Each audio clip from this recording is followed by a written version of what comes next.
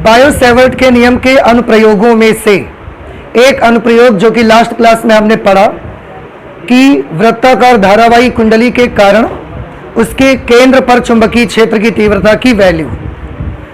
Biot-Savart के नियम का एक और अनुप्रयोग जो नेक्स्ट एप्लीकेशन है वो यहाँ पर है कि हम देखना चाहते हैं, हमारे पास एक ऋजुरेखीय धारावाही चालक है। ऋजुरेखीय धारावाही चालक मतलब सीधा धारावाही चालक, सीधा तार है और एक ऐसा तार है जिसमें धारा बह रही है। समझ में आई बात आपको?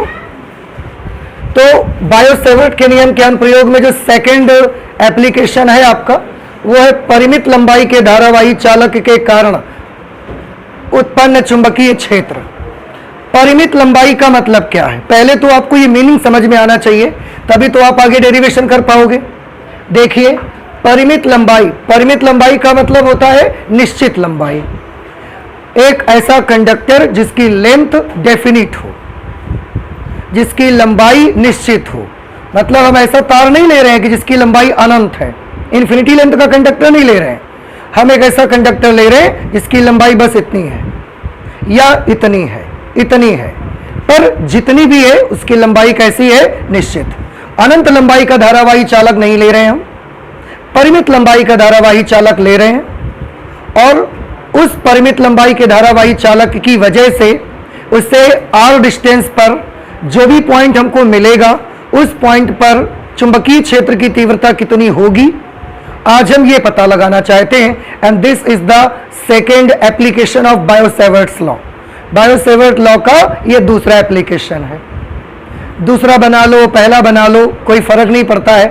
पहले उसको पढ़ लिया तो ये दूसरा बन गया, पहले इसको पढ़ लेते तो वो दूसरा बन जाता, इससे कोई फर्क नहीं पड़ता। बट आज जो हम एप्लीकेशन पढ़ने चल रहे हैं वो बस यही है कि हमारे पास क्या है, हमारे पास एक ऋजुरेखीय धारावाही चालक है। कितना लंबा है? तो आंसर है अनंत लंबाई का नहीं है, वो उसकी लंबाई निश्चित है। इतना लंबा तार है और उसमें हम करंट को फ्लो करे दे रहे हैं। तो इस कंडक्टर की वजह से उससे कुछ दूरी पर अगर हम एक बिंदु ले लेंगे तो वहां मैग्नेटिक फील्ड कितना हो जाएगा। ये वो तार हमने बना के रखा है पहले से ही। बस इस तार में केवल इतनी लंबाई जो तार की है ना, बस इतनी लंबाई के कारण हम चुंबकीय क्षेत्र निकालना चाहते हैं। ये तार कहां से आ रहा है, कहां जा रहा है, ये सब क्वेश्चन आप नहीं करेंगे। अदरवाइज मुझे ये बोलना पड़ेगा। पहले ये कर लेते हैं कि अगर ये कंडक्टर है तो यहां से इससे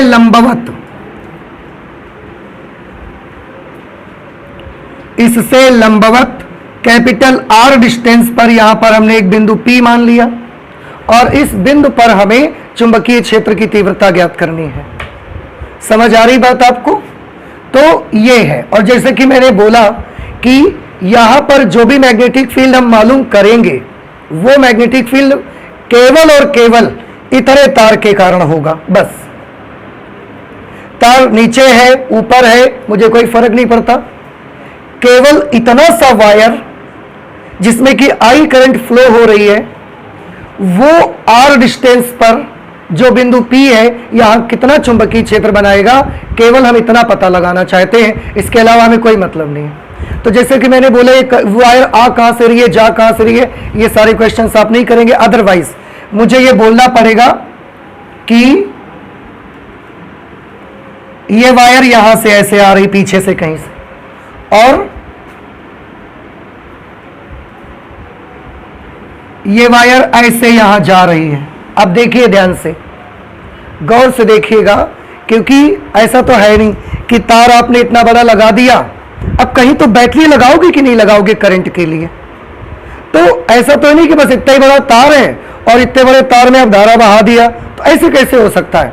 कहीं इसका कनेक्शन पीछे रहेगा, इसका भी कनेक्शन कहीं आगे रहेगा, तभी तो उसके बीच में बैटरी कनेक्ट करेंगे आप। ऐसा तो नहीं हो सकता कि अचानक हमने तार रखा और अपने आप से जादू से इसमें करंट फ्लो होने लगी और बस यहां से करंट जाती है यहीं तक आती है। ऐसा तो नहीं हो सकता। तो तार तो लंबा होगा इससे, लेकिन हम केवल इतने तार की वजह से यहां मैग्नेटिक फील्ड निकालना चाहते हैं। इससे लंबा तार हमें नहीं चाहिए। तो अगर आप पूछोगे, बाई चांस आपके मन में कभी ये क्वेश्चन आ जाए कि ये तार पीछे कहां से आई है और ये आगे कहां जा रही है, तो मैं आपको ये बोल सकता हूं कि ये तार यहां से आ रही है और ऐसे चली जाएगी। तो यहां से करंट आई ऐसे आएगी, इसमें फ्लो होगी और इस दिशा में आई करंट निकल जाएगी। समझ आ गया आपको? अब थोड़ा गौर से देखिएगा सभी लोग, इस वाले तार की वजह से, ये कंडक्टर में धारा है ना, क्या आप बता सकते हैं इस करंट की वजह से यहां पर कितना मैग्नेटिक फील्ड होगा? हाँ जी, 0। अरे कितना सिंपल है यार। किसी भी कंडक्टर की अक्ष पर जो बिंदु होता है वहां पर चुंबकीय क्षेत्र कितना होता है? तो आप देखो ना बेटा, ये बिंदु आपको नहीं लगता कि इसके अक्ष पर बिल्कुल पड़ रहा है? तो इस वाली करंट की वजह से यहां मैग्नेटिक फील्ड कितना हो गया? 0। इस वाले कंडक्टर की वजह से या इस वाली करंट की वजह से यहां पर कितना मैग्नेटिक फील्ड होगा? 0। इसलिए यहां पर मैग्नेटिक फील्ड बनेगा तो सिर्फ कितने कंडक्टर की वजह से बनेगा? ए से बी तक की लंबाई से बनेगा। इससे आगे का मैग्नेटिक फील्ड नहीं बनेगा, इससे पीछे वाला मैग्नेटिक फील्ड नहीं बनेगा। समझ आ गया? तो हमें सिर्फ और सिर्फ बिंदु P पर इतने कंडक्टर की वजह से जो चुंबकीय क्षेत्र बनेगा वही कैलकुलेट करना। इसलिए हमने ये नहीं सब बनाए हैं, ये सब हटा दीजिए आप। इसको हम ऐसे आगे ऐसे मिला देते हैं और इस सिरे से भी हम आगे इसको ऐसा मिला देंगे। ठीक है? अब जब हमने यहां पर मिलाया तो हमने क्या देखा कि ये जो इस बिंदु से हमने इस चालक तार पर लंब डाला है ना, आर, ये ए है, ये बी है, आप इसको चाहें तो क्या नाम दे सकते हैं? सी। ये जो हमने लंब डाला है इस पर, ये जब हम इस सिरे से इसको मिलाते हैं तो इसका एक तरफ का एंगल आता है φ1 और इस लंब से इसका दूसरी तरफ का जो एंगल आता है वो कितना है?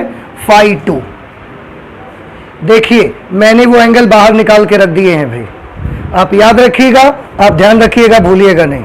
क्यों? क्योंकि अभी थोड़ी देर बाद फिगर बनते बनते ये इतना ज़्यादा कंजस्टेड हो जाएगा ना कि फिर आपको समझना मुश्किल हो जाएगा। इसलिए याद रखिए कि φ1 कौन सा एंगल है? ये वाला। और φ2 कौन सा एंगल है? ये वाला। समझ आ गई बात आपको? ये हमने दो एंगल मान लिए। एंगल क्यों मान लिए?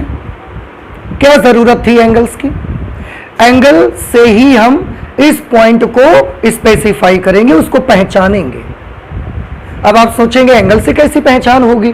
तो बेटा यहां पर हम एंगल से ही पहचान सकते हैं उसको। आप ध्यान से देखिएगा, अगर ये पॉइंट यहां के बजाय थोड़ा ऊपर चला जाएगा या ये पॉइंट यहां के बजाय थोड़ा नीचे यहां आ जाएगा, यहां पर जो एंगल ये बने हैं इसके φ1 और ये एंगल क्या बना हुआ है? φ2।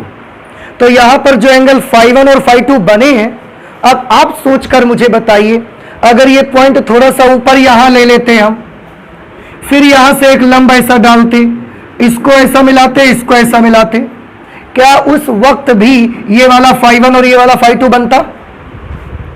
सोचिए थोड़ा सा। जैसे ये वाला एंगल बना हुआ है अभी, कुछ भी मान लो 20 डिग्री बना हुआ है, ये वाला एंगल बना हुआ है 60 degree, as example 20 degree 60 degree. अगर ये पॉइंट यहां मान लेते, फिर हम यहां से ऐसा एक लंब डालते, ये ऐसा मिलाते, इसको ऐसे मिलाते, तो क्या उस वक्त भी ये 20 और 60 का जोड़ा मिलता आपको? नहीं मिलता, नहीं मिलता ना। अब आपको समझ आ रहा है? और अगर ये पॉइंट थोड़ा नीचे कर लेंगे हम, फिर यहां से लंब डालेंगे, इसको मिलाएंगे, इसको मिलाएंगे, तो क्या इस पॉइंट पर भी 20 और 60 का पेयर मिलेगा आपको? नहीं मिलेगा।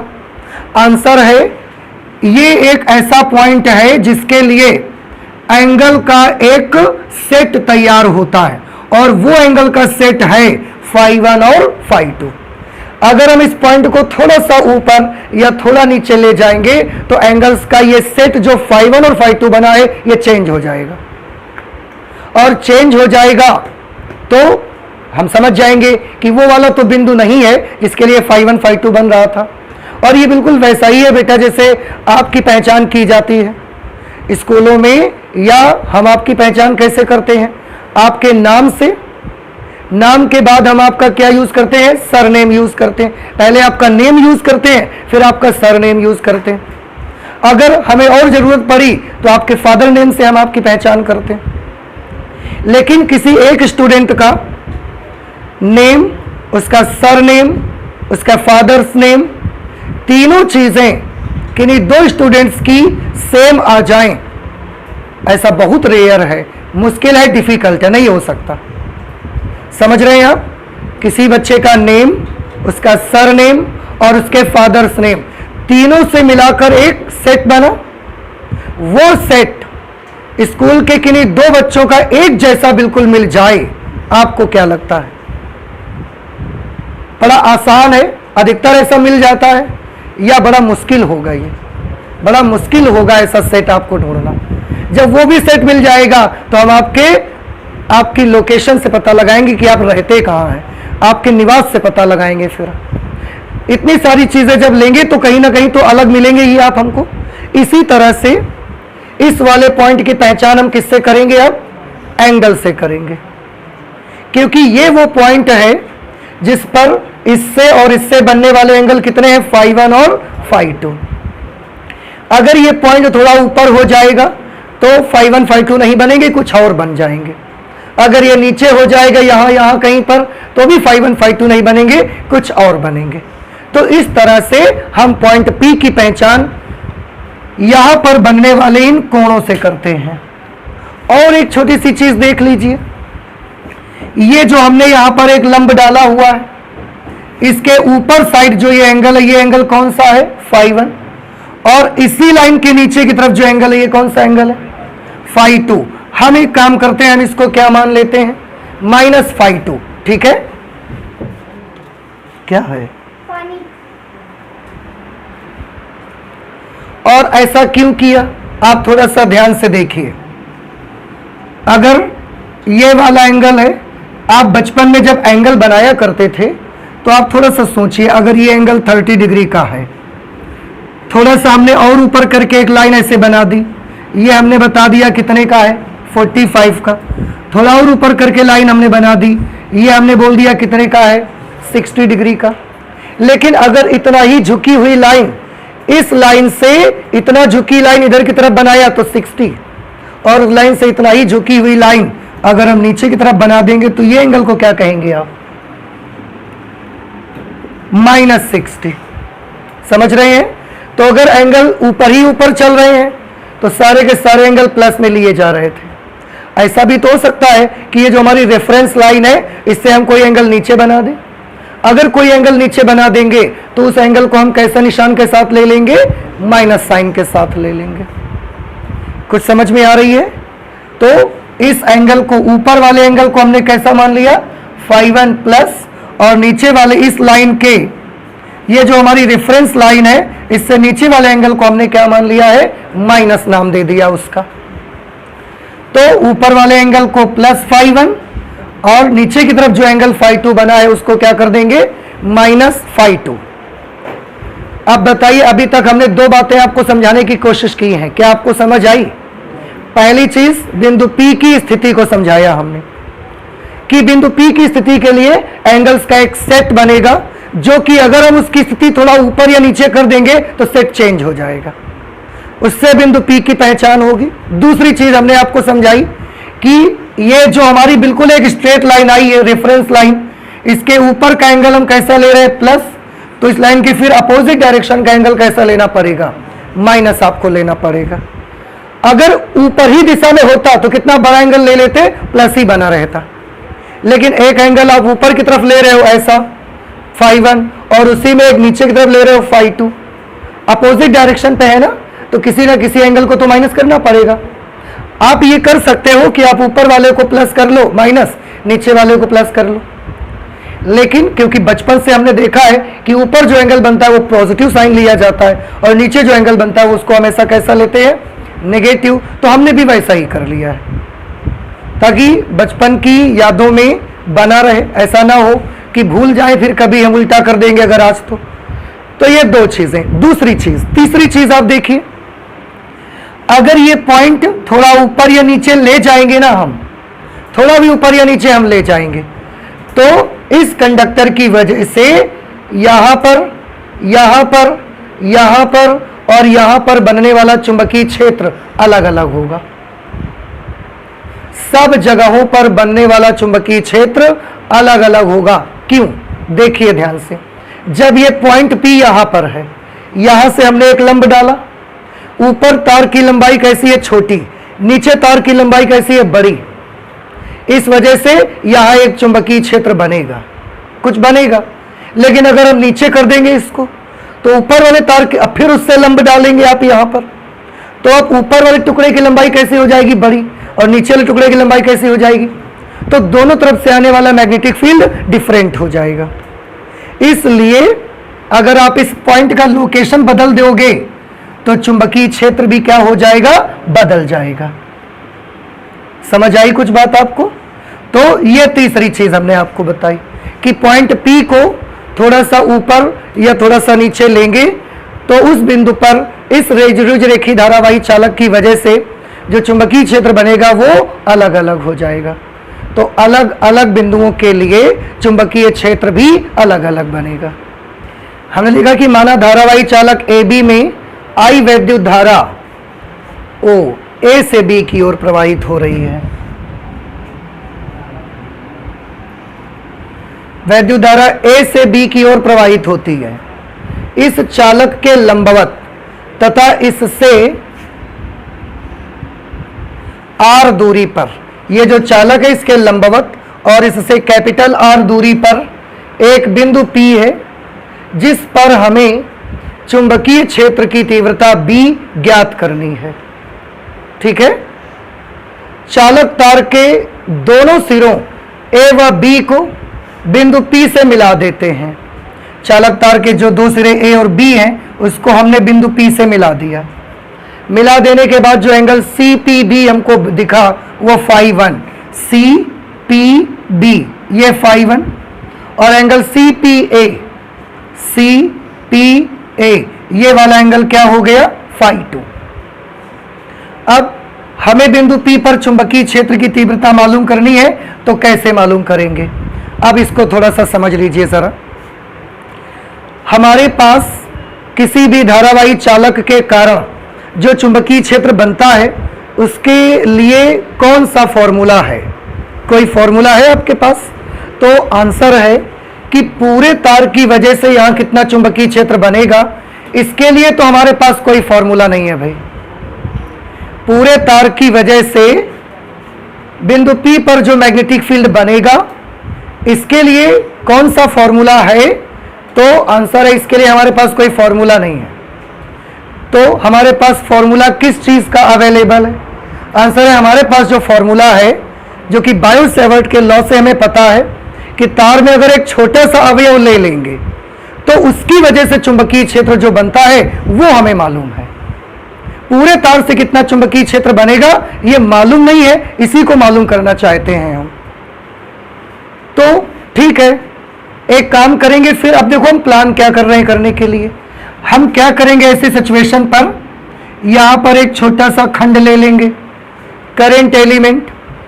उस करंट एलिमेंट की वजह से बायो-सेवर्ट का नियम लगाएंगे और यहां पर चुंबकीय क्षेत्र मालूम कर लेंगे।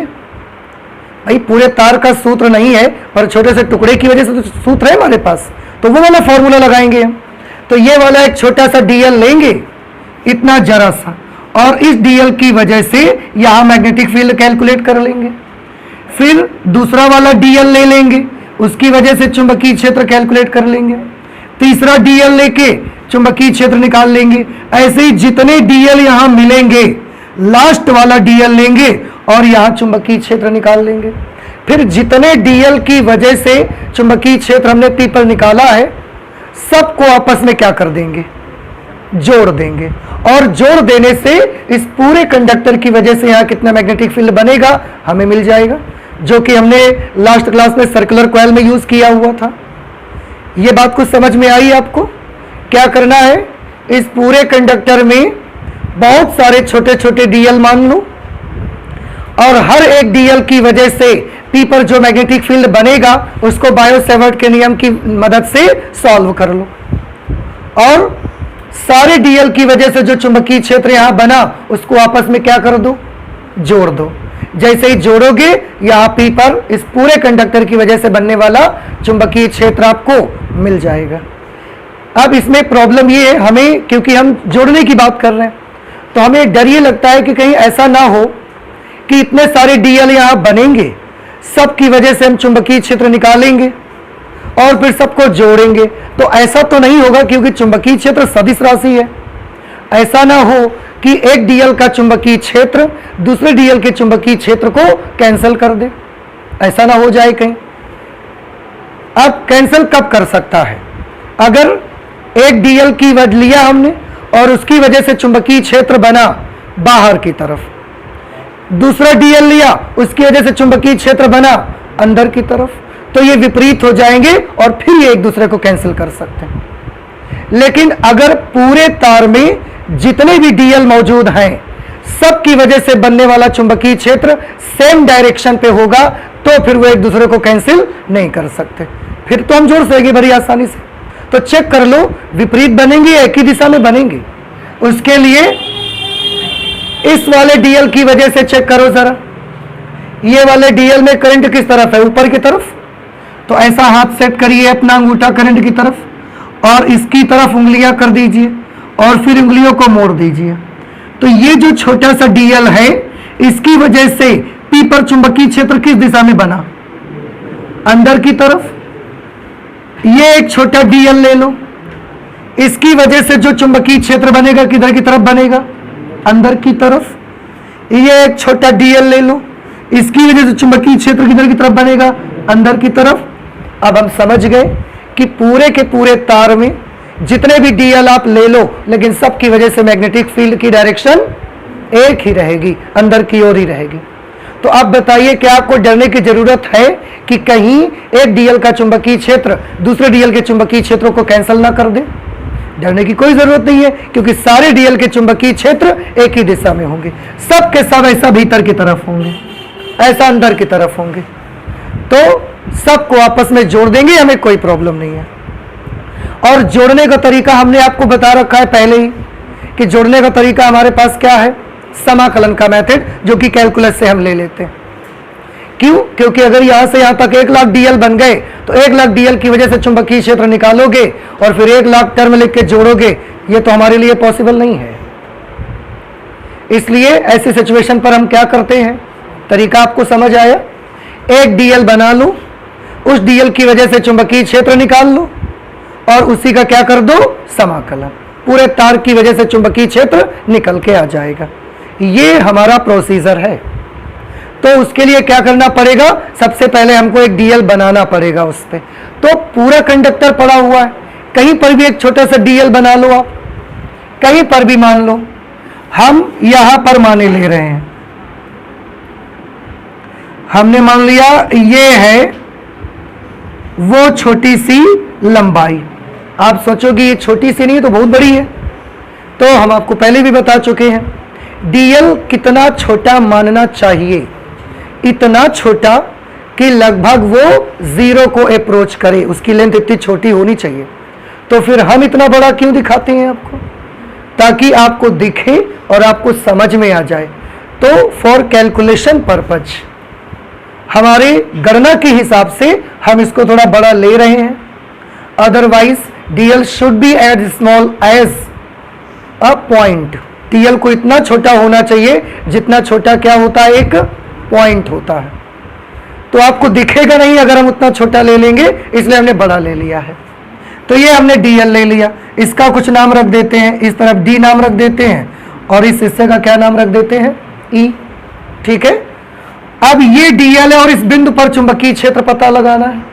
बायो-सेवर्ट का नियम याद करिए, जब डीएल हम मानते थे तो उस डीएल से बिंदु पी को मिलाते भी थे, फिर मिलाते थे। तो यहां से इसको मिला दीजिए, कहीं से भी मिला दीजिए, यहां से हम ऐसा मिला देते हैं इसको। ये वाला जो एंगल यहां पर बना ना, इसको हम क्या मान लेते हैं? फाई। क्या मान लेंगे इस एंगल को? फाई। फाई क्यों मानेंगे? थोड़ा गौर से देखिएगा, ध्यान से मेरी बात सुनिएगा बेटा। अगर ये डीएल, अगर ये छोटा सा डीएल इस जगह पर होता, सबसे नीचे यहां होता अगर डीएल, तो ये जो एंगल आपने फाई माना है वो फाई, ये लाइन यहां के बजाय ये लाइन कहां पर होती? यहां पर, और उस वक्त ये फाई कितना बड़ा हो जाता, फाई 2 के बराबर हो जाता। और अगर ये डीएल आपका चलते चलते यहां मान लेंगे जाके, उस वक्त ये लाइन आपकी कहां चली जाएगी, ये वाली डीएल यहां से चल के कहां पहुंच गया, यहां। उस वक्त ये लाइन कहां आ जाएगी, इस जगह पर, और फिर वो लाइन इसके साथ कितना कोण बनाएगी, फाई 1 कोण बनाएगी।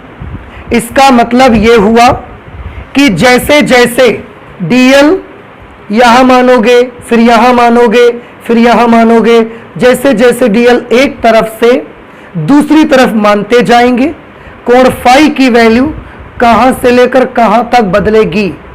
आंसर है फाई 1 से लेकर के फाई 2 तक बदलेगी। कुछ बात समझ में आई हमारी कि भाई ये तो डीएल हमने माना, और ये ऐसा तो बंधन तो था नहीं कि यही डीएल मानो, हम स्वतंत्र हैं, पूरे कंडक्टर पे हम कहीं पर भी डीएल मान सकते थे। तो ये डीएल अगर यहां मानते तो ये फाई कितना बड़ा होता, फाई 2 के बराबर। अगर ये डीएल हम यहां के बजाय यहां मानते तो यही फाई कितना बड़ा होता, फाई 1 के बराबर। ठीक है, इसलिए इस एंगल को हमने क्या मान लिया, फाई। और आगे से याद रखिए फाई की वैल्यू कहां से कहां तक चेंज हो सकती है, लगा के फाई 1 से फाई 2 तक इसकी वैल्यू चेंज हो सकती है। फाई 1 से ज्यादा नहीं जाएगी, दूसरी दिशा में फाई 2 से ज्यादा नहीं जाएगी। हां, अगर ये तार थोड़ा और लंबा होता, यहां तक होता, तो फाई की वैल्यू थोड़ी और बड़ी तक चली जाती, फाई 1 की वैल्यू भी थोड़ी और ज्यादा तक चली जाती। लेकिन क्योंकि तार निश्चित लंबाई का है, इसलिए फाई की वैल्यू भी फाई 1 से लेकर सिर्फ फाई 2 तक ही जा सकती है, इससे ऊपर नहीं हो सकता। तो फाई का रेंज क्या होगा, फाई 1 से फाई 2, या माइनस फाई 2 से फाई 1, इससे ऊपर नहीं जा सकता।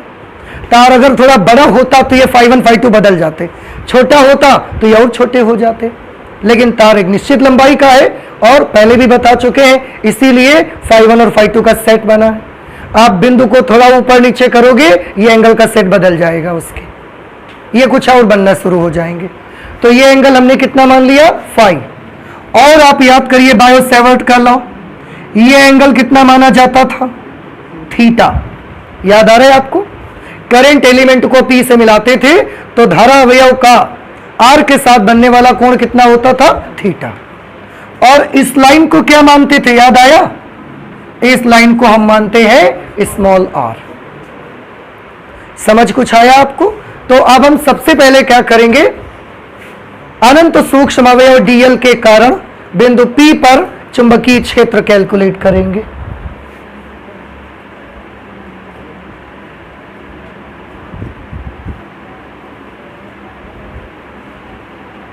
अनंत सूक्ष्म अवयव डीएल के कारण बिंदु P पर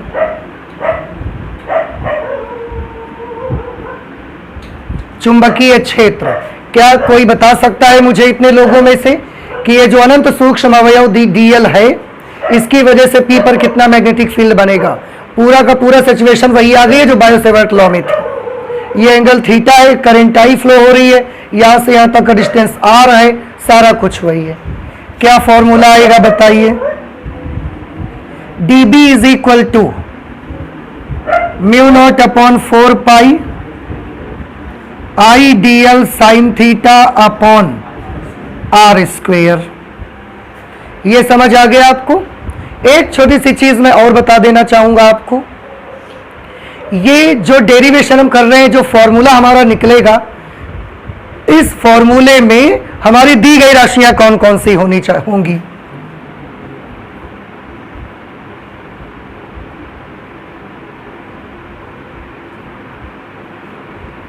दी गई राशियां मतलब कौन कौन सी राशियां ऐसी होंगी जो फॉर्मूले को बनाने के लिए हमको गिवन होंगी, दी जाएंगी। तो आंसर है पहली राशि तो जो आपको दी जाएगी वो होगी आई, करंट। ये एक दी गई क्वांटिटी होगी। दूसरा आर, डिस्टेंस, तार से कितनी दूरी पर आप चुंबकीय क्षेत्र निकालना चाहते हो, वो आर भी गिवन क्वांटिटी होगी। थर्ड गिवन क्वांटिटी में आएगी phi 1 and minus phi two. ये 4 राशियां आपको दी गई हैं और आप जानते हैं जो राशियां आपको दी गई हैं उन्हीं राशियों के पदों में ही आपको अपना फॉर्मूला बनाना है। बाहर से अपने आप से ली गई राशियां कि माना ये डीएल है, माना ये स्मॉल आर है, माना ये एंगल थीटा है, माना वो एंगल फाई है, इसमें फॉर्मूला नहीं बनाना आपको। कोई भी क्वेश्चन आप सॉल्व करते हो तो जो दी गई राशियां होती हैं उसी के पदों में सूत्र बना ही तो हल कर पाते हो। तो इस फॉर्मूले को डिराइव करने के लिए इतनी गिवन क्वांटिटीज हैं, तो हमारा जो लास्ट फॉर्मूला बनना चाहिए ना उसमें बस यही राशियां आनी चाहिए, इसके अलावा कुछ नहीं आना चाहिए। अब देखिए यहां जरा, देखो म्यू नॉट अपॉन 4 पाई, ये तो मैग्नेटिज्म का कांस्टेंट है भाई, इसको तो हम मना नहीं कर सकते आने से, तो आएगा ही आएगा। कौन सी चीजें हैं जो हमें हमारे फॉर्मूले में चाहिए लेकिन नहीं आ रही हैं अभी? आई चाहिए आपको? चाहिए। डीएल आपको फॉर्मूले पे चाहिए क्या? नहीं चाहिए, डीएल गिवन क्वांटिटी नहीं है। साइन थीटा फॉर्मूले पे थीटा आ रहा है क्या? थीटा दिया गया है हमको, तो हमको थीटा भी नहीं चाहिए। स्मॉल आर दी गई राशियों में शामिल है क्या? नहीं शामिल है, तो हमको स्मॉल आर भी नहीं चाहिए। तो ये जो फॉर्मूला चुंबकीय क्षेत्र का बनेगा उसमें केवल आई, कैपिटल आर, फाई 1, फाई 2 इन्हीं के पदों में सूत्र बनना चाहिए। बाकी डीएल, थीटा, स्मॉल आर ये सब हटाओ यहां से। तो हमारा मेन टारगेट अब क्या है?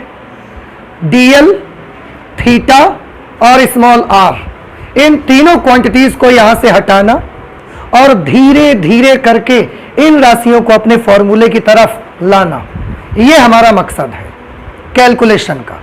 कैसे कर सकते हैं थोड़ा ध्यान से देखिएगा। इसको हम चाहें तो इक्वेशन नंबर 1 ले सकते हैं। अब आप ध्यान दीजिए जरा, सबसे पहले हम एक काम करेंगे, यहां से एक लंब इस पे डाल देते हैं हम ऐसा, यहां से इस पर हम एक लंब डाल देते हैं और ये लंब हम मान लेते हैं n। समझ रहे हैं? ये लंब हमने यहां पॉइंट क्या मान लिया? कैपिटल N मान लिया यहां पर। अब थोड़ा गौर कीजिए, ये कोण बेटा कितना है? थीटा। और ये हम निकालना चाहते हैं dn। हम लंब डाला है तो ये एंगल कितने डिग्री का होगा? 90 डिग्री। अगर 90 डिग्री का है तो ये समकोण त्रिभुज हो गया। समकोण त्रिभुज DNE में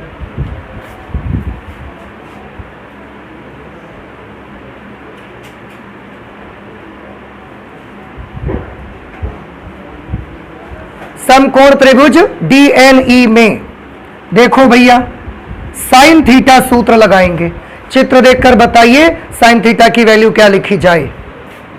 ये है हमारा DL, ये लाइन R वाली चली गई है, यहां से इस पर एक लंब डाला गया 90 डिग्री। ये कोण है थीटा, यहां पर बिंदु है D और ये है N, यहां पर E। साइन थीटा का सूत्र क्या होता है?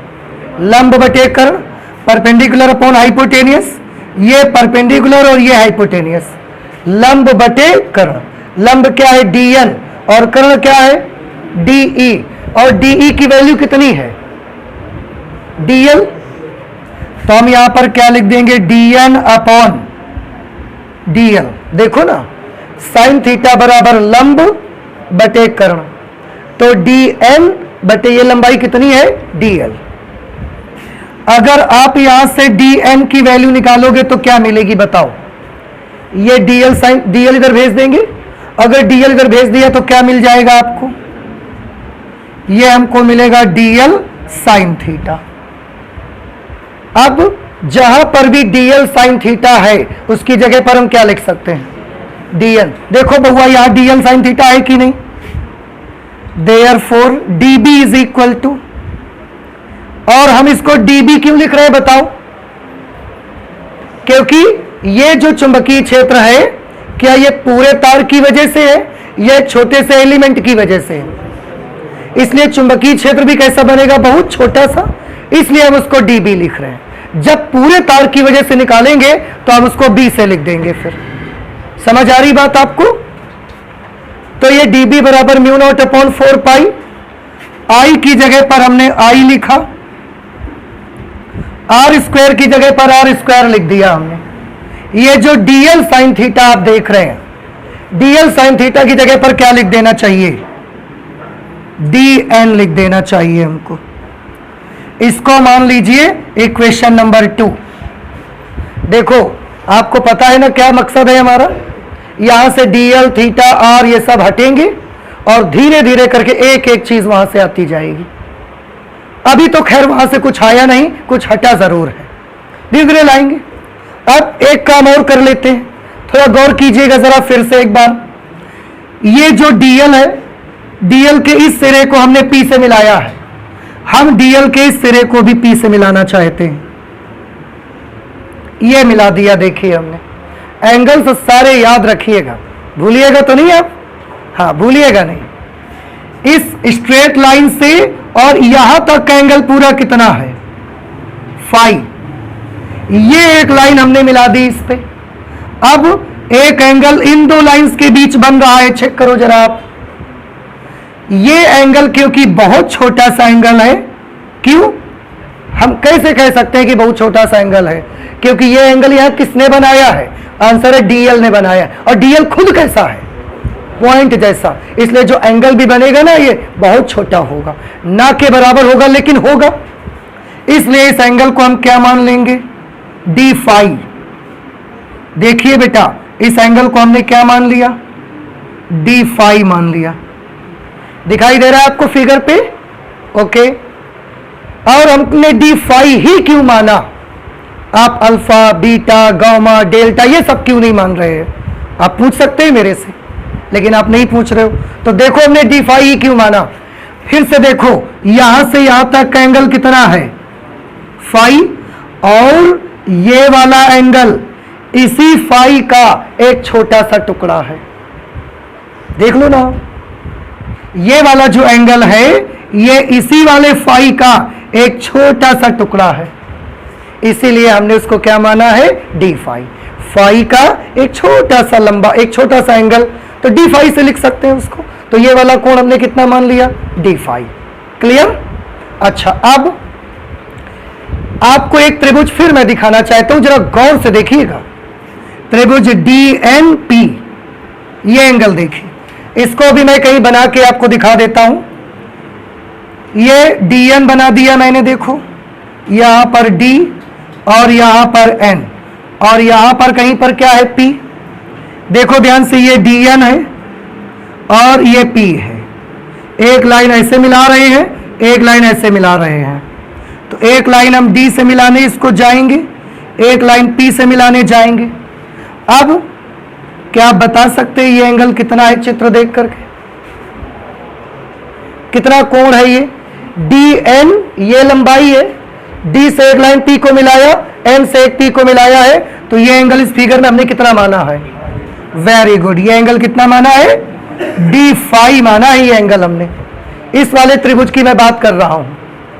अब थोड़ा गौर से सभी ध्यान से देखो, ये डीएल कैसा होगा?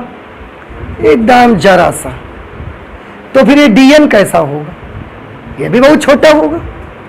अब ये डीएन भी बहुत छोटा है, ये एंगल भी बहुत छोटा है, तो आपको देखने पर ऐसा नहीं लग रहा है कि ये किसी वृत्त का केंद्र है और ये किसी वृत्त की क्या हो गई? चाप हो गई। और ये चाप उसके केंद्र पर कितना कोण बना रहा है? D phi. और यहां से यहां तक का डिस्टेंस कितना है? ये आर डिस्टेंस है। यहां पर आप फिर ऑब्जेक्शन कर सकते हो तो कि आर डिस्टेंस तो यहां से यहां तक का है और आप तो एन से पी तक का डिस्टेंस आर माने ले रहे हो। तो बेटा मैं फिर वही बात कहूंगा, ये डीएल है कितना बड़ा? इतना जरा सा, बिल्कुल।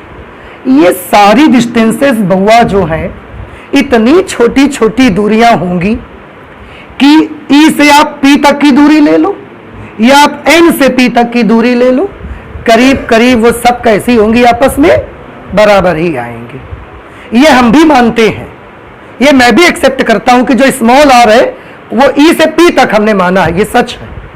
तो ये एन से पी तक नहीं होना चाहिए, लेकिन उस स्थिति में जब ये दूरियां बड़ी छोटी छोटी है, डीएल खुद हमारा पॉइंट जैसा है, इससे लंब डाला, फिर यहां से, तो ये डिस्टेंस इतनी छोटी छोटी होंगी ना बिल्कुल कि वो करीब करीब इतना जरा बहुत फर्क आएगा भी, वो इतना मायने नहीं रखेगा।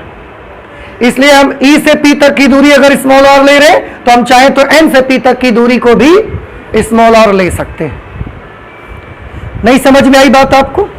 अब इसको देखने से आपको नहीं लग रहा एक वृत्त बना रहता था, फिर उसके सेंटर पर ऐसे चाप बनी रहती थी, ये कोण, चाप की लंबाई L, त्रिज्या R, और अगर मैं इसको पूरा ऐसे हटा दूं तो लगभग ऐसा ही तो फिगर वहां दिख रहा है आपको, नहीं दिख रहा है आपको?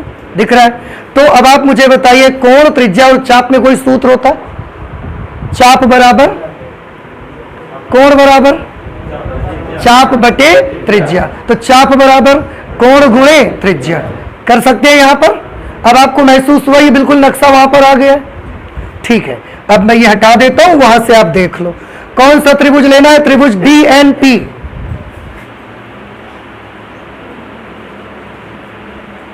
त्रिभुज DNP में क्या सूत्र बताया लगाना है? चाप बराबर कोण गुणे त्रिज्या। बताइए इस फिगर में चाप का काम कौन कर रहा है?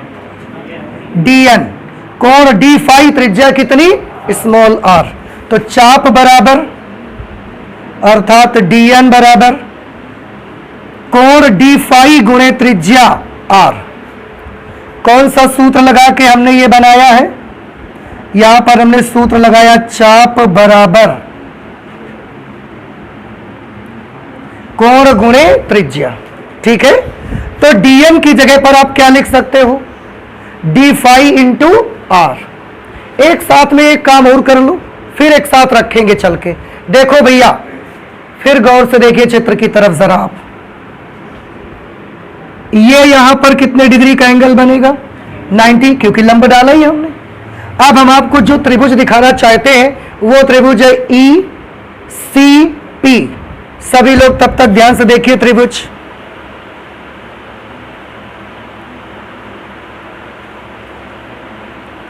दिखा सबको ECP त्रिभुज? EC और ये P, देखो ये वाला ट्रायंगल दिख गया सभी बच्चों को? नहीं दिखा? ECP, ये वाला त्रिभुज अब दिख रहा है सबको? ठीक, उसका ये वाला एंगल कितना है बताओ? फाई के बराबर है। ठीक है, ये वाली लेंथ कितनी है? Small r। ये वाली लेंथ कितनी है? Capital R। Very good.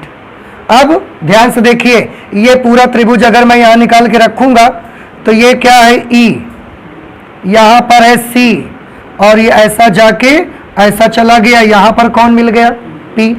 ECP, ये 90 डिग्री का कोण है, ये स्मॉल r है, ये कैपिटल R है, और ये कितना है? फाई। अब अगर हम यहां से आपसे पूछें, ये कर्ण है और ये आधार है, cos फाई लगाएंगे हम यहां पर। cos फाई बराबर आधार बटे कर्ण। आधार कौन है? Capital R। कर्ण कौन है इस पे? Small r। हम स्मॉल r की वैल्यू पूछना चाहते हैं आपसे। स्मॉल r यहां ले आओ, cos फाई अपॉन में भेज दो, तो capital R upon cos phi.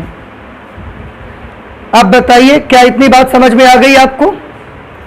cos phi is equal to base upon hypotenuse. वहां से स्मॉल r निकाला तो capital R upon cos phi आ गया। अब आगे का कैलकुलेशन चलते हैं। देखिए, अब dn और स्मॉल r, इन दोनों की वैल्यू हम यहां पर एक एक करके रखेंगे। db इज इक्वल टू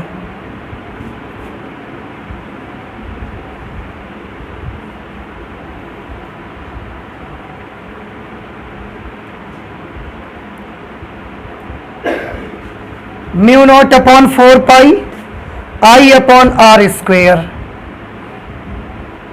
अब आप बताइए dn की जगह क्या लिखा जाए? d phi into R।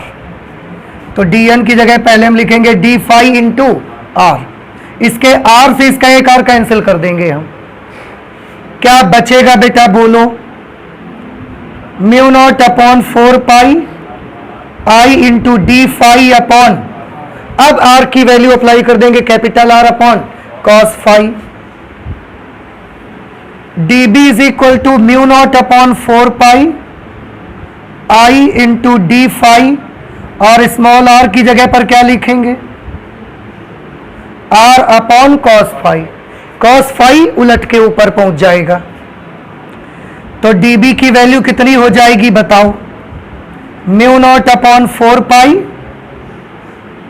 आई अपॉन r, आई ऊपर, r अभी भी नीचे रहेगा, पलट के तो ऊपर कॉस फाई आ रहा है ना, ये कॉस फाई यहां आ जाएगा और यहां पर डी फाई आ जाएगा। ये dB की वैल्यू निकल करके आ गई। और अब इस dB को ध्यान से देखिए, अपने पहले वाले dB को देखो और इस वाले dB को देखो, क्या कुछ प्रोग्रेस हुई? इस dB को ध्यान से देखिए, आपका dl खत्म हो गया, थीटा खत्म हो गया, स्मॉल r खत्म हो गया, पूरा का पूरा फॉर्मूला हमारा फाई आई और r के पदों में आ गया। एक छोटी सी चीज बाकी रह गई है, फाई 1 और फाई 2, ये नहीं आए अभी, तो ये अभी कैसे आ जाएंगे? अभी ये चुंबकीय क्षेत्र हमने बनाया किसकी वजह से? इस छोटे से dl की वजह से यहां मैग्नेटिक फील्ड बना। हमें तो क्या करना है, पूरे चालक तार के कारण बिंदु P पर चुंबकीय क्षेत्र बनाना है। उसको क्या बनाने का तरीका है, हमने शुरू में डिस्कस किया था। हमने अभी तक क्या कर लिया है, इस छोटे से करंट एलिमेंट के कारण बिंदु P पर चुंबकीय क्षेत्र की वैल्यू निकाल ली है। पूरे तार की वजह से कैसे निकाली जाए, इंटीग्रेशन कर दीजिए इसका, ठीक है। तो अब हम कर देंगे, अब संपूर्ण चालक के कारण